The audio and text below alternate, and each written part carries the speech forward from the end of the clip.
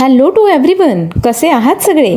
Me R J. Priya, radio MPSC Guru spreading the knowledge, powered by spectrum अकॅडमीमध्ये तुम्हा सर्वांचं मनापासून स्वागत करते. विद्यार्थी मित्रांनो, आज आहे 29 जुलै. आजच्या दिवसाची सुरुवात करूया एक चांगला आणि प्रेरणादायी विचार ऐकूया आजचं विचारधन हे सत्र. आपल्या चुका सुधारण्यासाठी जो स्वतःशीच लढाई करतो त्याला कुणीही हरवू शकत नाही.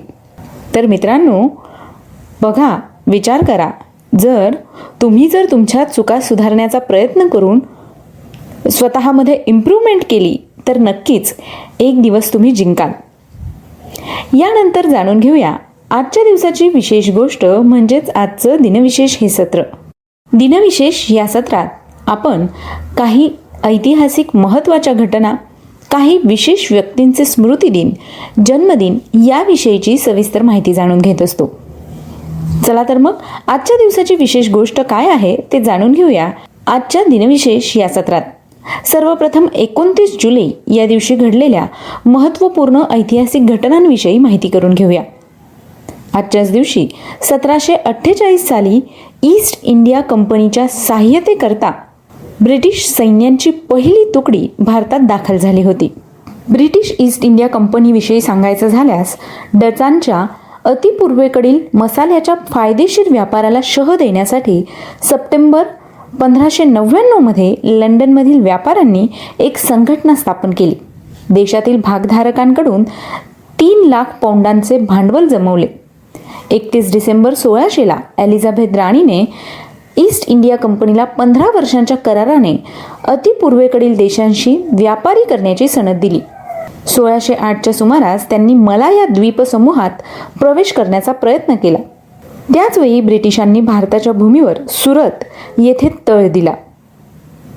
विल्यम हॉकिन्सच्या प्रयत्नाने 1612 मध्ये मोगल बादशहा जहांगीर यांच्याकडून कंपनीला सुरत येथे वखार काढण्याची परवानगी मिळाली.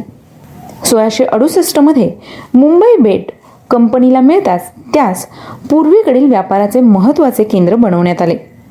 या कंपनीच्या स्थापनेमागचा मुख्य उद्देश हा ईस्ट इंडिज प्रदेशात व्यापार करण्याचा होता. परंतु कालांतराने या कंपनीचा सगळा व्याप हा भारतातच झाला. मेहता नामक भारतीय आता या कंपनीचे मालक आहेत.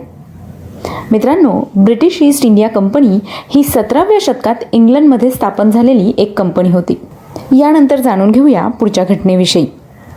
सन 1920 साली जगातील पहिली हवाई वाहतूक टपाल सेवा अमेरिकेतील न्यूयॉर्क ते सॅन फ्रान्सिस्को या 2 शहरांदरम्यान सुरू करण्यात आली.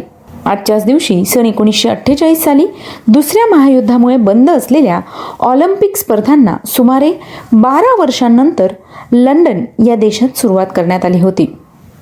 आजच्याच दिवशी 1957 साली ऑस्ट्रेलिया या देशातील व्हिएन्ना या प्रांतात आंतरराष्ट्रीय अणुऊर्जा एजन्सी म्हणजेच IAEA ची स्थापना करण्यात आली होती. सन 1985 साली भारतीय मल्याळम लेखक TS पिल्ले यांना भारतीय सर्वोच्च पुरस्कार ज्ञानपीठ पुरस्कार हा जाहीर करण्यात आला होता.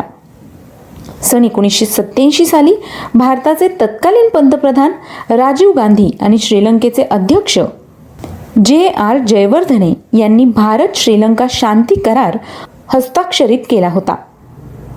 तर विद्यार्थी मित्रांनो, या होत्या आजच्या दिवसाच्या काही महत्त्वपूर्ण ऐतिहासिक घटना. यानंतर जाणून घेऊया आजच्याच दिवशी जन्मलेल्या काही विशेष व्यक्तींविषयी.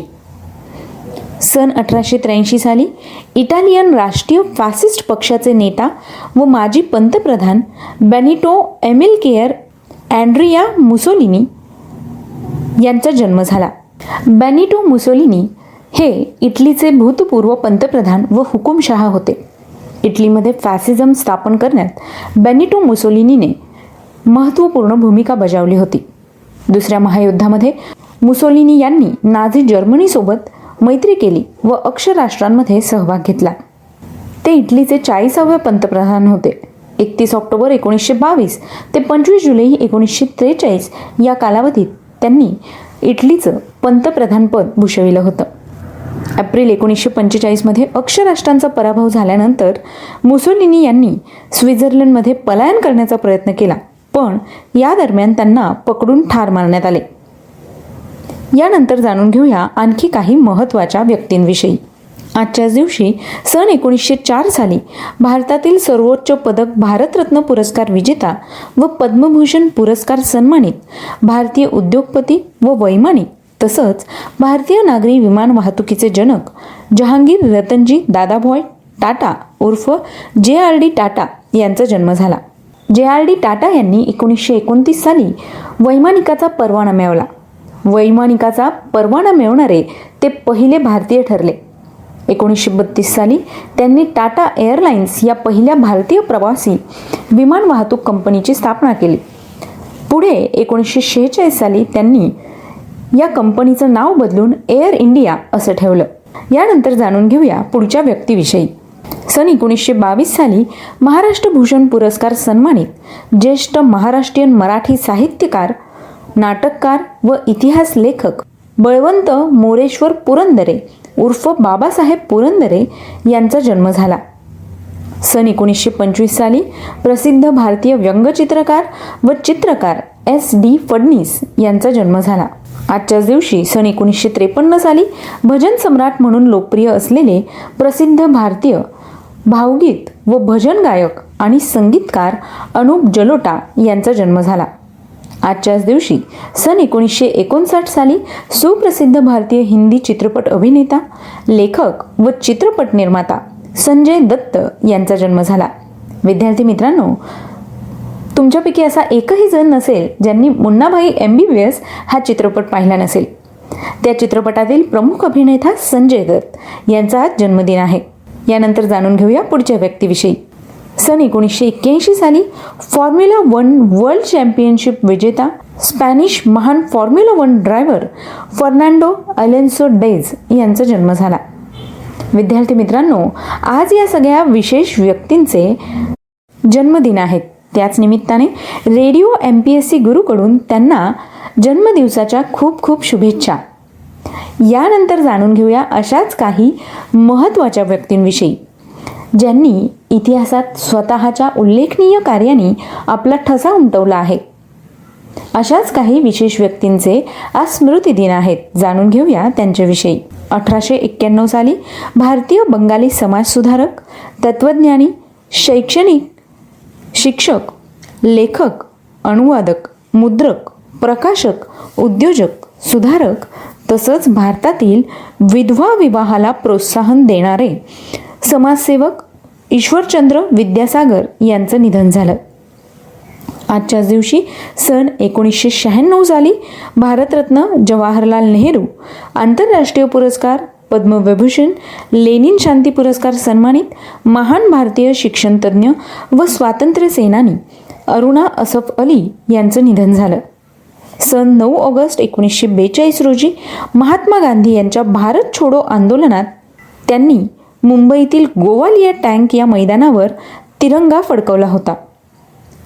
सन 2002 साली राष्ट्रीय चित्रपट पुरस्कार सन्मानित महाराष्ट्रीयन मराठी सुगम संगीताचे प्रतीक म्हणून आपली ओळख निर्माण करणारे प्रसिद्ध महाराष्ट्रीयन मराठी चित्रपट गायक, संगीतकार सुधीर फडके उर्फ बाबूजी यांचं निधन झालं.